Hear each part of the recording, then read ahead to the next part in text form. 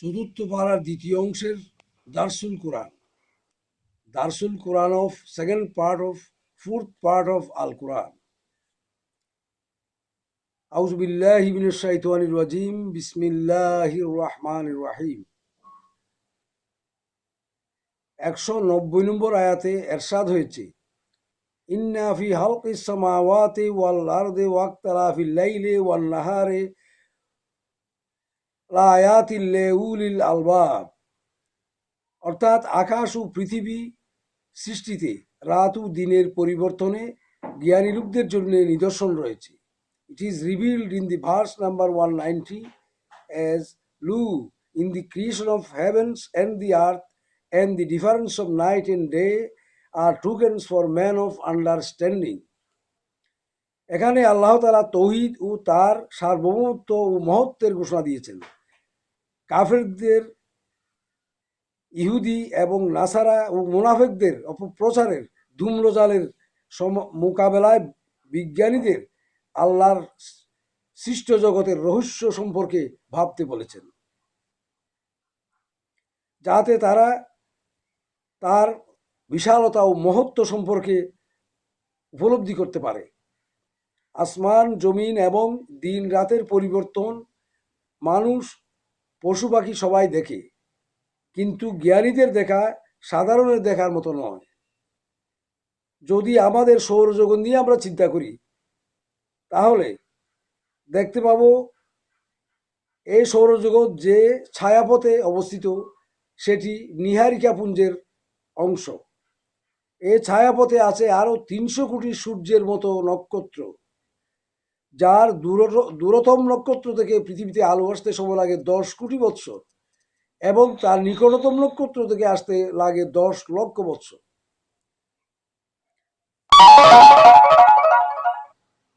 চোখের দেখা ধ্রুবতারা থেকে পৃথিবীতে আলো আসতে লাগে 45 বৎসর, অথচ আলোর গতি 1 সেকেন্ডে 1,86,000 mile.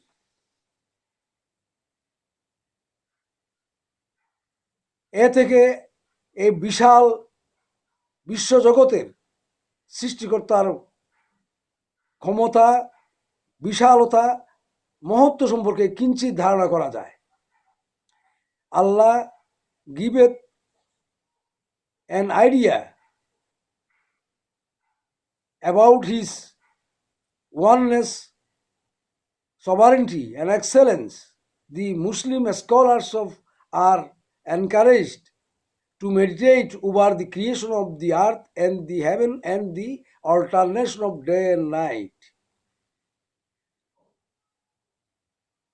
In contrary to the propaganda against the existence of Allah by the disbelievers and the hypocrites, thus they can understand clearly that how profound Allah, the high, exalted, tremendous. Man and beast see the sky, the earth, and the alternation of day and night, but witness of these by the scholars and scientists is not same. Bethink, our solar system lies in Milky Way, which is the part of nebula. There are 300 crore stars like sun. The light from the farthest star reaches the earth by 10 crore years, and from the nearest one it reaches the earth by 10 lakh years.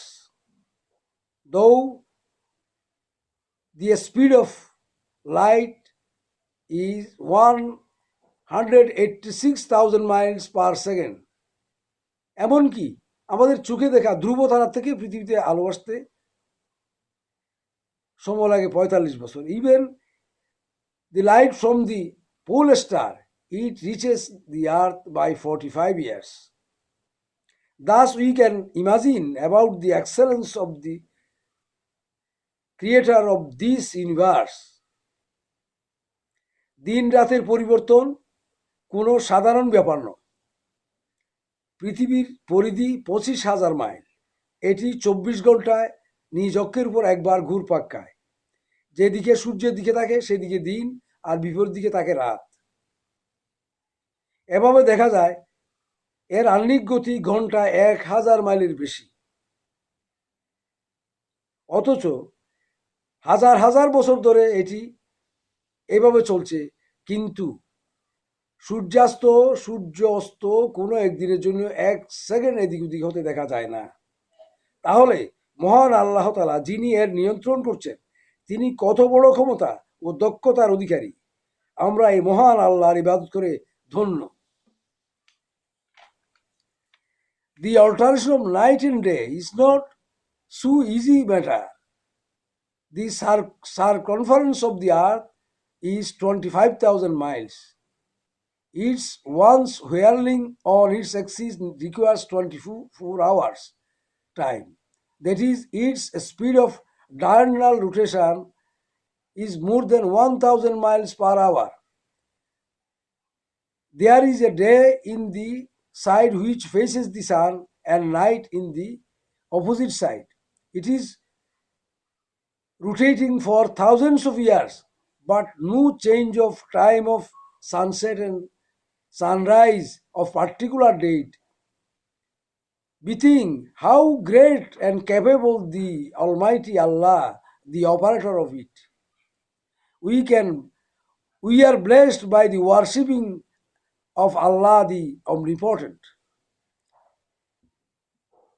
সূরা নিসার সূরা আল ইমরানের 196 নম্বর আয়াতে ইরশাদ হয়েছে, লা ইয়াগুররন্নাকা তাকাল্লুবাল্লাযিনা কাফারু feel Balad. অর্থাৎ হে নবী, শহরের কাফেরদের জাঁকজমক চাকচিক্য যেন তোমাকে প্রতারিত না করে। It is revealed the verse number 196 as, let not the vicissitude of disbelievers in the city deceive thee, O Muhammad sallallahu alaihi wasallam. মানুষ মাত্রে অন্যের ভোগ বিলাস দেখে ঈর্ষান্বিত হয়, এটাই স্বাভাবিক। কিন্তু আল্লাহর নবী এবং তার সাহাবীগণ যারা আল্লাহর সন্তুষ্টির জন্য জীবনপণ সংগ্রামে লিপ্ত, তাদের ক্ষেত্রে এই ক্ষণস্থায়ী জীবনের উপভোগের নেশায় ঈর্ষান্বিত হওয়া সাজে না।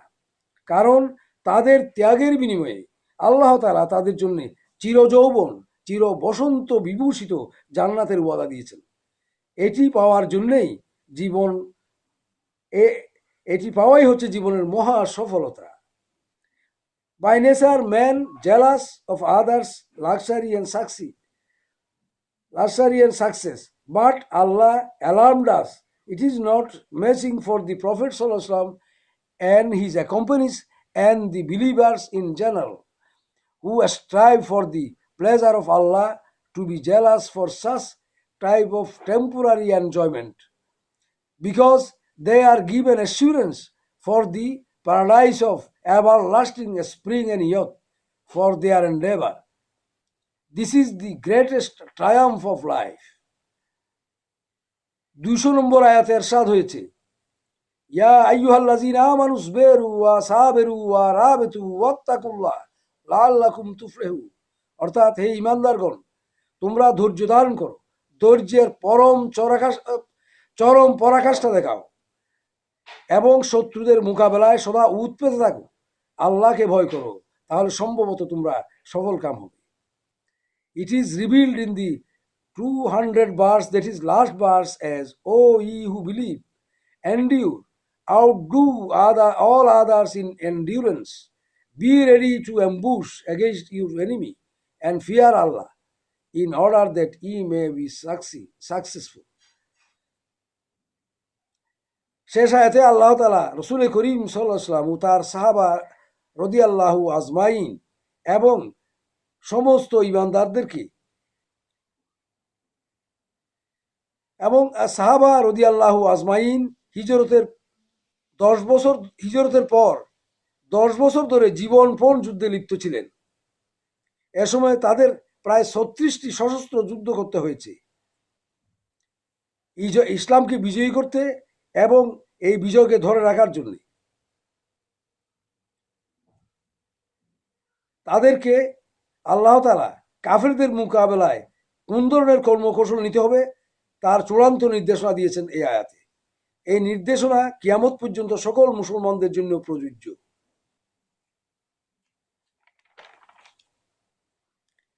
After the immigration, Prophet ﷺ and his accomplices were engaged in 36 severe battle with the enemy of Islam to establish Islamic State and for the safeguard of it for 10 years.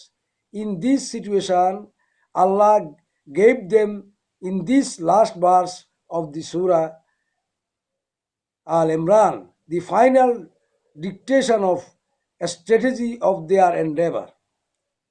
This indication is also ordained for all Muslims up to doomsday. ধৈর্য ধারণ মানে মার খেয়ে মার হজম করা নয়, বরং ইসলামের শত্রুদের আক্রমণের প্রত্যুত্তরে যথোপযুক্ত প্রতি আক্রমণের মাধ্যমে নির্মূল করার জন্য লেগে থাকা এবং তাদের প্রতি আক্রমণ করার জন্য আর্থসামাজিক সামাজিক ক্ষেত্রে উৎপেতে থাকা তথা সব ধরনের যুগোপযোগী জ্ঞান এবং মারণাস্ত্র সজ্জিত হয়ে প্রস্তুত থাকা। এই দায়িত্ব পালনে অনীহার জন্য আল্লাহর পক্ষ থেকে শাস্তির ভয় জাগরুক রাখা ইমানের দাবি। তাহলে একমাত্র দুনিয়া আখিরাতের সফলতা সম্ভাবনা রয়েছে। To show patience is not at all to accommodate the blow from the enemy, but re-strike them with proper blow to crush them enemy of Islam forever, as well as be ready to ambush in all sectors, as for example socio-economic, cultural, warfare, etc. of national life with full preparation by up-to-date equipment. At the same time, to fear the consequence of punishment of neglecting the of operating the duty.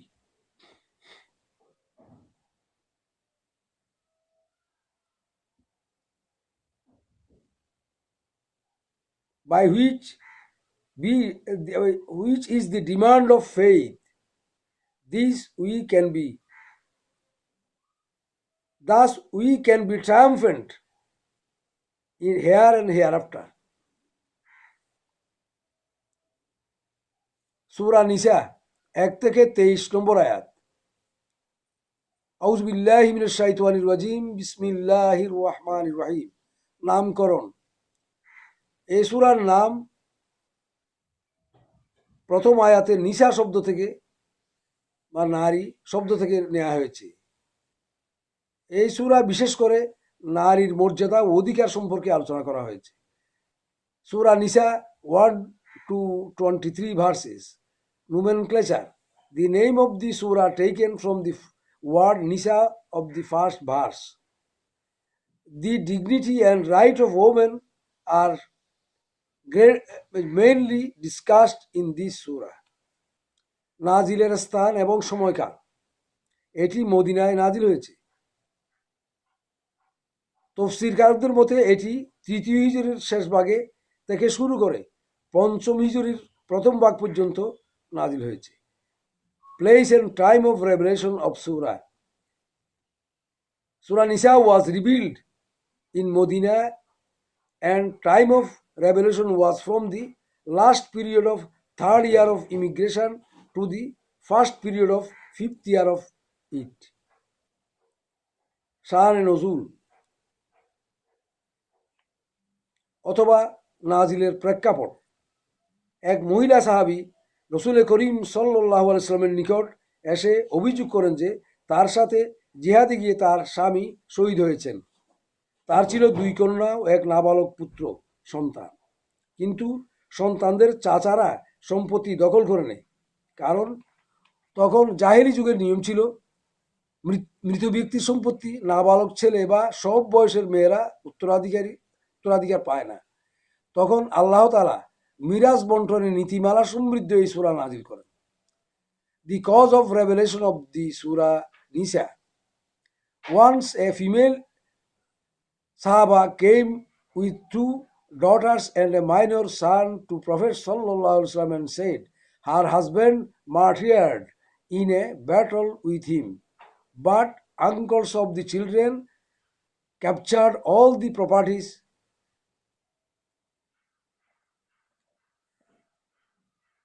left by her husband. As there is no provision, there was no provision or right to have inheritance for minor son or woman of any age according to the rule of dark age. Then Allah revealed this surah with the inheritance rule. Bismillahir Rahmanir Rahim. In the name of Allah, the Beneficent, the Merciful.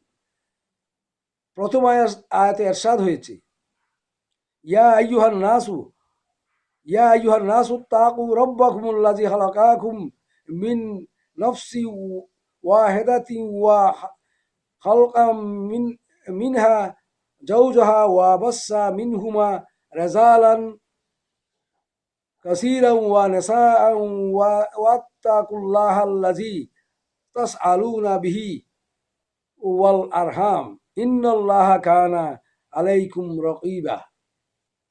অর্থাৎ, হে মানবকুল, তোমাদের রবকে ভয় করো, যিনি তোমাদেরকে এক ব্যক্তি থেকে সৃষ্টি করেছেন এবং তিনি তার থেকে তার সঙ্গিনী সৃষ্টি করেছেন, আর তাদের দুজন থেকে অগণিত নারী পুরুষ ছড়িয়ে দিয়েছেন। আর আল্লাহকে ভয় করো, যার নামে তোমরা একে অপরের নিকট অধিকার দাবি করো, এবং রক্ত সম্পর্কের ব্যাপারে সতর্ক থাকো। নিশ্চয়ই আল্লাহ তোমাদের ব্যাপারে সচেতন রয়েছে। It is revealed in the first verse of Surah Nisa as, O mankind, be aware of your duty to your Lord, who created you from a single soul, and from it create its mate, and from them twin hath spread abroad a gratitude of man and woman. Be careful of your duty toward Allah, in whom ye claim your rights of one another, and toward the kings. Lo, Allah hath been a watcher over you. এখানে মানুষ সৃষ্টির আর এক দিক উন্মোচন করেছেন আল্লাহ তাআলা। বলা হয়েছে, আদম আলাইহিস সালাম থেকে মা হাওয়াকে সৃষ্টি করা হয়েছে। আগে এর রহস্য বোঝা না গেলেও এখন বিজ্ঞানের অগ্রগতিতে জানা গেছে এটি সম্ভবত ক্লোনিংয়ের সাহায্যে করা হয়েছিল। ক্লোনিং একটি সাম্প্রতিক আবিষ্কার, যার সাহায্যে এক প্রাণী থেকে অনেক প্রাণীর সৃষ্টি করা যায়। অথচ 1400 বছর আগে কোরআনে এ সম্পর্কে ইঙ্গিত দিয়েছে। এক্ষেত্রেও বিজ্ঞান কোরআনকে অতিক্রম করতে পারেনি। Here threshold the creation of Adam alayhis salam by Allah. It is said that Hawa alayhis salam was created from Adam alayhis salam. The mystery of the creation of human being is now can be imagined by the development of science, though it was unknown before. It might be done by cloning system. Cloning is a recent invention by which many beings can be originated from one being. We think Al-Quran proclaimed it before 1400 years ago, so science can't supersede the Quran.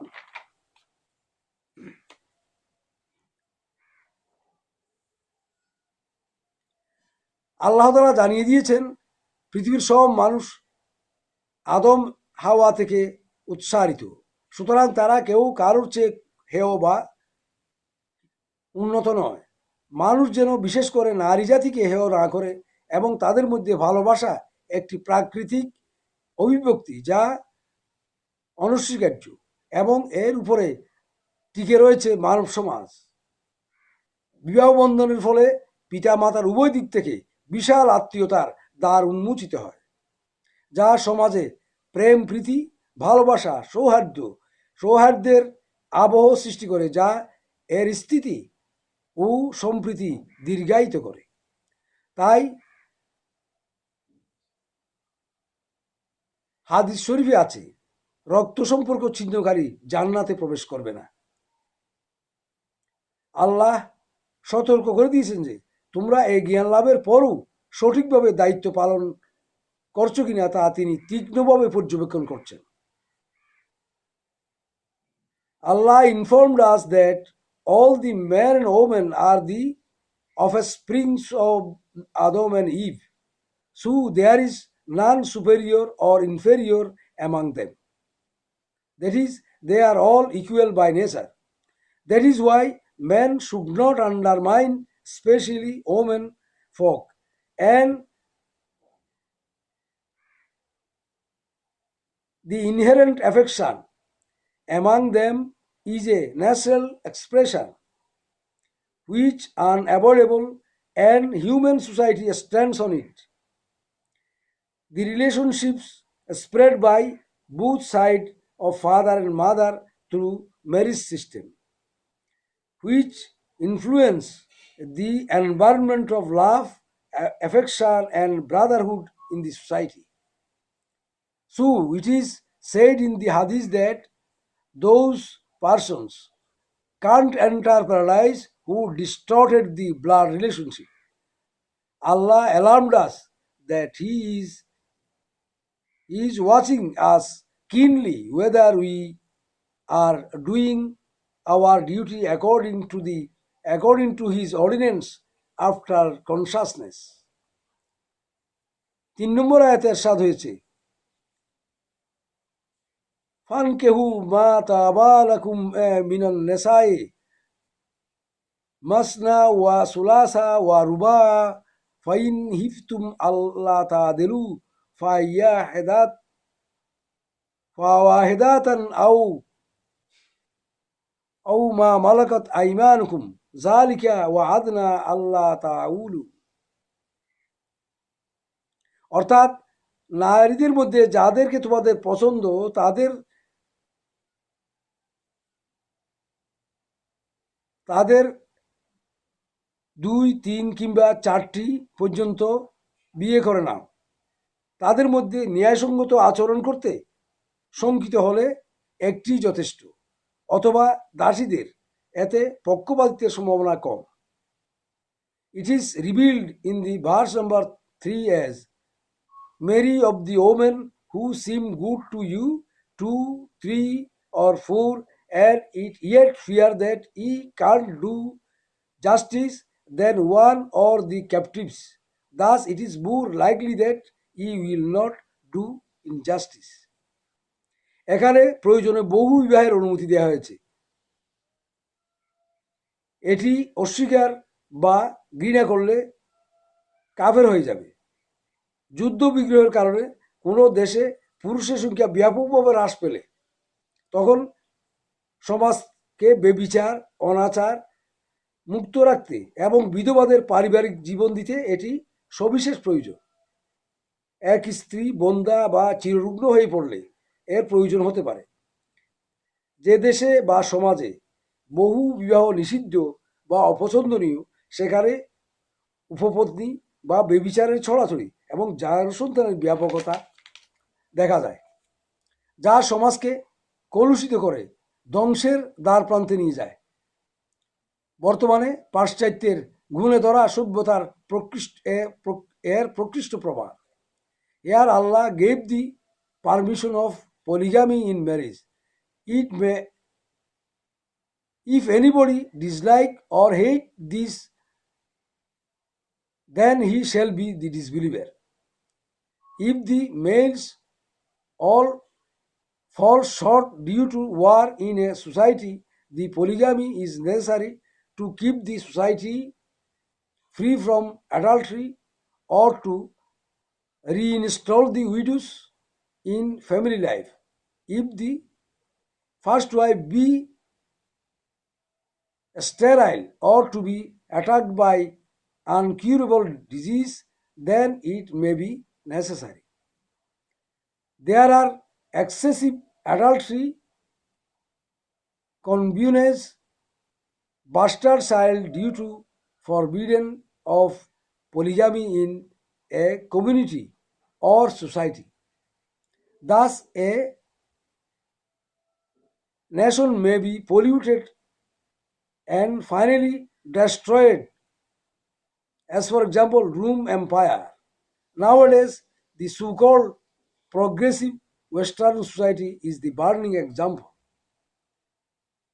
ইসলামে বহু বিবাহের অনুমতি দিলেও তা শর্ত সাপেক্ষ।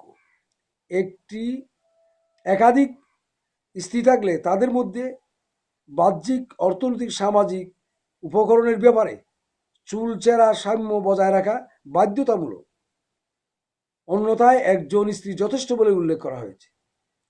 তাই মুসলিম সমাজে অনুমতি থাকা সত্ত্বেও বহু বিবাহ কদাচিৎ দেখা যায়। ইসলামের শত্রুরা তাদের অনাচার চাপা দেওয়ার জন্য এটিকে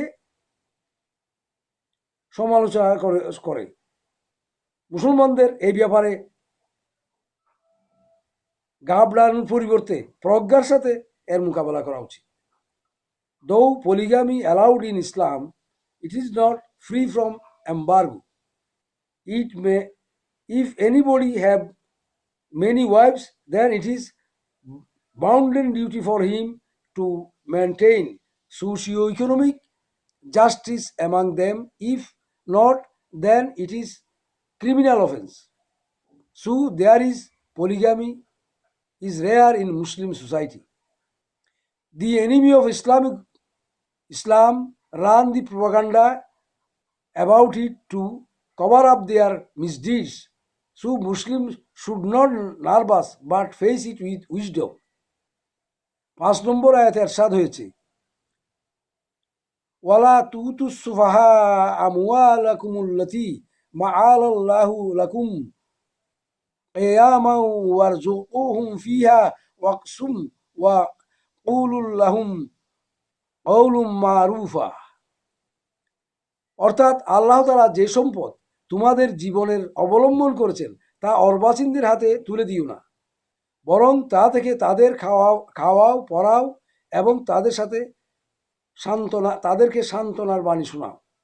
It is revealed in verse number 5 as, give not unto the foolish the wealth which Allah hath given you to maintain, but feed and clothe them from it, and speak kindly unto them. সম্পদ ব্যক্তি এবং জাতীয় জীবনে অত্যন্ত মূল্যবান। আল্লাহ তাআলা সম্পদকে মানব জীবনের অবলম্বন বলে উল্লেখ করেছেন। তিনি সব দেশ বিভিন্ন সম্পদে সমৃদ্ধ করেছেন যাতে সব মানুষ উপকৃত হতে পারে। তাই তিনি আমাদেরকে সতর্ক করেছেন আমরা আবেগতাড়িত হয়ে নাবালক ছেলে মেয়ে, অর্বাচীন বা ভাবাবেগ তাড়িত স্ত্রীলোকদের হাতে মূল্যবান সম্পদ বা মাত্রাতিরিক্ত অর্থ সম্পদ না দিতে, কারণ তাতে সম্পদের অপচয় হওয়ার সমূহ সম্ভাবনা থাকে যা সমাজে অনাচার বৃদ্ধি করে। তবে সম্পদের মালিকের সাথে উত্তম ব্যবহার ও তাদের সম্মানজনক প্রয়োজন পূরণের ব্যবস্থা করতে হবে। Wealth is very important for personal and social life. Allah clarified the wealth as the foundation for maintenance of life.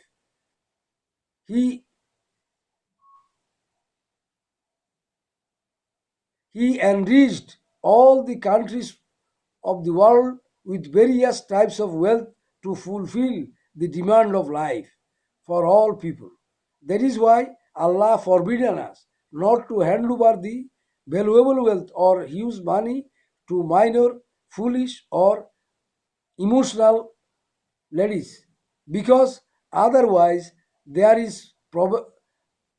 probably misuse of wealth and money may occur, which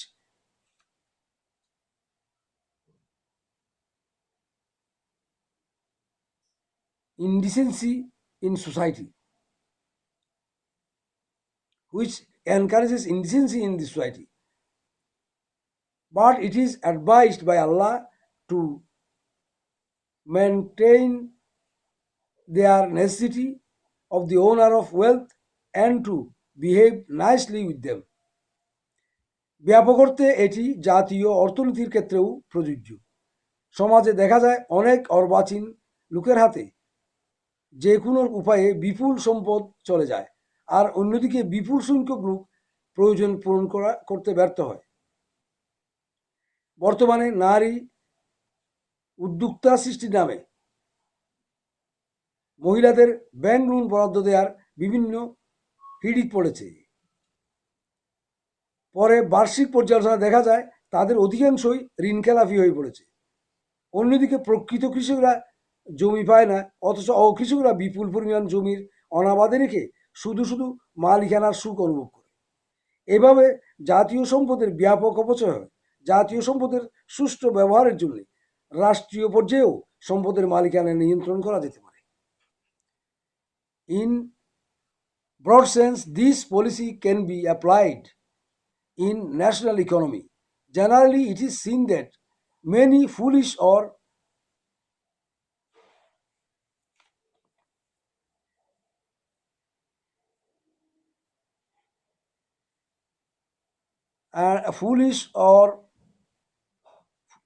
foolish person may be the owner of vast national wealth. On the other hand, the vast people are able to maintain their necessity of life. Nowadays, women are encouraged for banking loan to be a business person, but at the end of financial year, it is found those loony women are all defaulters. The real farmers have no farmland, but non-farmer are the owner of vast farmland, and they keep it uncultivated to feel the happiness of ownership. So it may be control the ownership of wealth by a state for public interest. 18 নম্বর আয়াতে এরশাদ হয়েছে,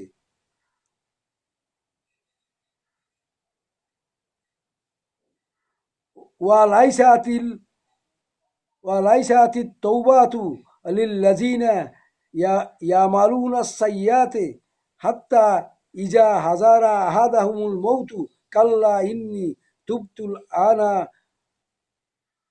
ওয়ালাল্লাযিনা ইয়ামুতুনা ওয়াহুম কুফফারুন ওয়ালাইকা আতাদনা লাহুম আযাবান আলীমা।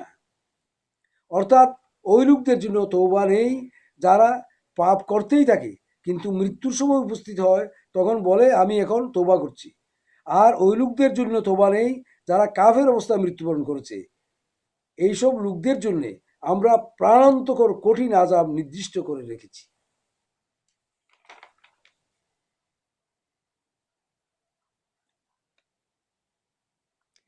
It is revealed in the verse number 18 as the forgiveness is not for those who do ill deeds until when death attendeth upon one of them he saith, Lo, I repent now. Nor yet for those who disbelieve while they are disbelievers. Nor yet for those who die while they are disbelievers. For such we have prepared a painful doom. অর্থাৎ ওই সমস্ত লোকদের তোবা কবুল করা হবে না যারা সারা জীবন হালাল হারাম পাপ পুণ্য বা ন্যায় অন্যায় তোয়াক্কা না করে স্বার্থ সিদ্ধি উপভোগ বিলাসে লিপ্ত থাকে, কিন্তু মৃত্যুর সময় উপস্থিত হলে তড়িগড়ি করে নিজে বা কোনো মৌলবি ডেকে এনে তোবার ঘোষণা দেয়। প্রায় দেখা যায় এইসব লোকের দুর্ঘটনায় এমনভাবে মৃত্যু হয় যখন তোবা করার সুযোগই পায় না। আর যারা কাফের এবং কাফের অবস্থায় মৃত্যুবরণ করে তাদের জন্য কোনো তোবা নেই। হাদিস শরীফে আছে মৃত্যু নিশানা দেখা দেওয়ার পর তোবার সুযোগ নেই। There is no repentance those who passed their life recklessly and indifferently of legal, illegal, right, wrong, or sin or virtue to gain self-interest and enjoy luxury, but when death reaches to any of them, then seek repentance by himself or by the help of a mullah. Often it is seen that Such type of criminals die in accident when there is no chance to repent, as well as those who born as disbelievers and die as disbelievers shall no chance or permission for repentance. It is said in Hadith that no repentance after the exposure of sign of death. Wa akhir da'wana alhamdulillahi rabbil alamin.